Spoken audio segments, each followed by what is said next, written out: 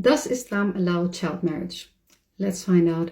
This video is part of a playlist where I analyze controversial verses of the Quran, and this time it is about chapter 65, verse 4, the terms for divorce. And it says, "As for those of you women who have reached menopause, if you have any doubts, their terms shall be 3 months.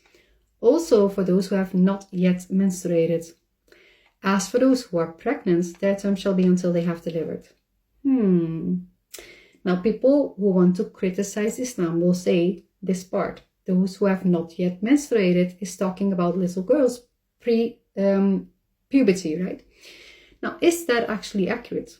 Let's find out. First of all, the Quran is not revealed in this English translation, but in Arabic. So we're going to go to a website like Corpus Quran, click on word by word, search for the verse, and then you find the dissection of the entire verse. When you do that, you see that there's no word yet, ever, never. It's not there. The verse just says, those who not menstruated. That's it. Now, are young girls the only women who do not menstruate? Ask ChatGPT. Go. An exhaustive list of all the reasons why a woman would not menstruate. I'll wait. I did that and I was actually surprised. The list is a lot longer than I expected. Just a few examples. Obviously, women that are pregnant are not menstruating, women with any hormonal imbalance, women with an illness, women that are receiving chemotherapy, women that are breastfeeding their babies are not menstruating, and so on, because of a virus, because of a vaccination, but whatever. All these, even because of stress, a woman cannot menstruate. So, technically speaking, the absolute truth. Does this verse speak about young children? No. Now, secondly, it can include women who have never menstruated. But does that mean that it's talking about young girls? Let's find out.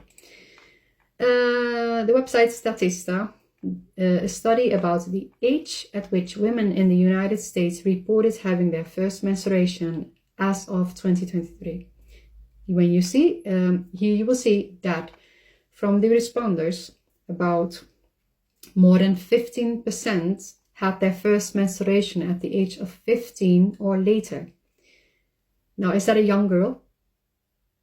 Is that a baby? Just for reference, our grandparents or great-grandparents about 100 years ago would marry at this age.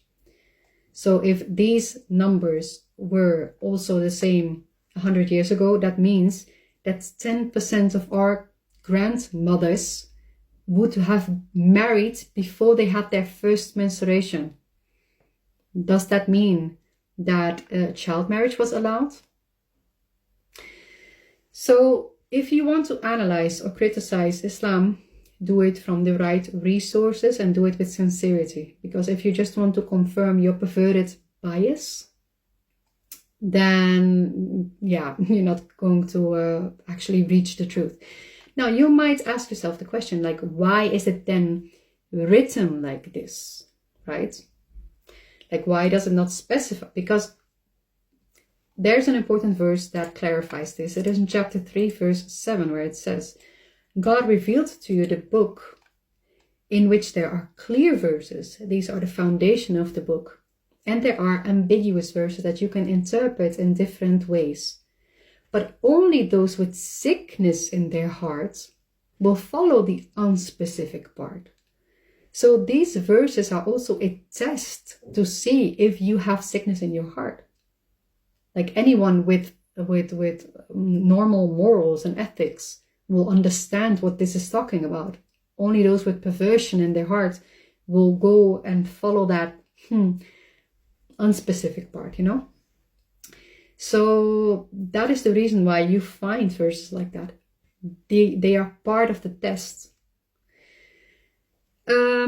Yeah, that's pretty much all I had to say about it. I think that was it. If you have any more verses for me to analyze, then please leave it in the comment section, okay?